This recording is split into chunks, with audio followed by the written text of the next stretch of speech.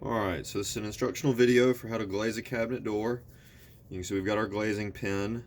All you do is you fill it up with glaze. You just pour it in there. This is a push bottle, okay? So you push it out and gravity just feeds it out. You just put it in where your lines are. So all I'm going to do is put it down. Now it's not going to just pour out. I've got to press the bottle.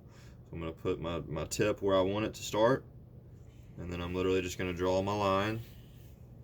Alright, you don't have to move the door, I'm just doing it for the video's purpose. Then I'm squeezing as I'm moving the bottle, and it's making a line of glaze where I want it to hold. Now, what you do is you go back. There's sometimes it may not be thick enough, so you might need to go back for a second run. Put a little more in there. Use a mineral spirits rag, alright, just to clean it up. What I mean is how it looks kind of sloppy right there. All you do is just take a spirits rag, wipe it around your finger, place it over the line that you've created, and then what you wipe is going to kind of clean it up a little bit. You can kind of press your finger down there. Just press it in that corner, and what your finger doesn't catch,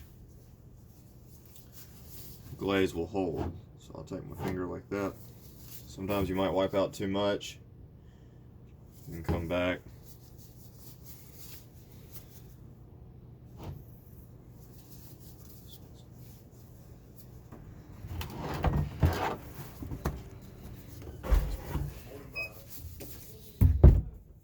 That's better. See now that line's not thick enough for me. So I'm going to go back, thicken it up. I want it to be nice and clean. So I'm going to take the spirits rag right across my finger, press hard over the line, and it may do that where you got to take it again and clean it up down below it. And you may have to take it a couple of times. That's okay. Just finish cleaning it up. We'll glaze the inside profiles. Press the button, or the bottle rather, excuse me.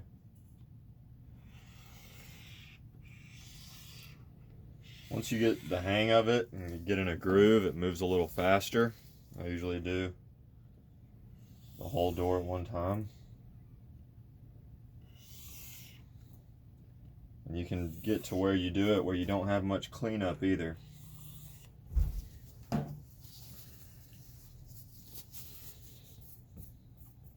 You want to make sure you're always cleaning it with a mineral spirits rag.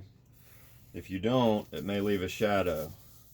And a lot of times you're cleaning up edges that really don't need it. Like you can tell my cleanup really isn't doing much, but it's doing just enough just to get any excess.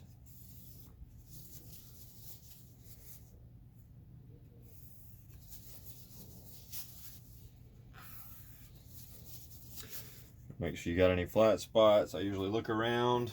If there's any glaze that you didn't get off, it'll shadow. And you've got some time. Once glaze dries to the touch, you can get it off with a mineral spirits rag, but once it dries overnight, you're kind of stuck.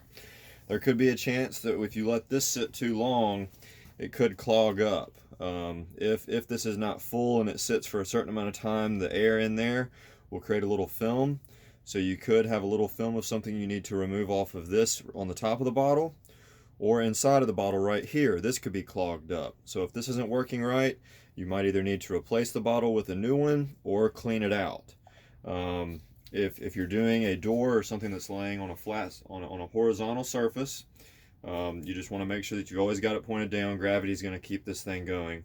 If you're doing crown molding or something that you're going up top where you're having to do this, then you've always got to make sure that you keep the bottle full enough so that you've got that glaze in a downward motion with gravity. If the bottle is this full and you're trying to glaze up here like some crown molding, it'll be difficult.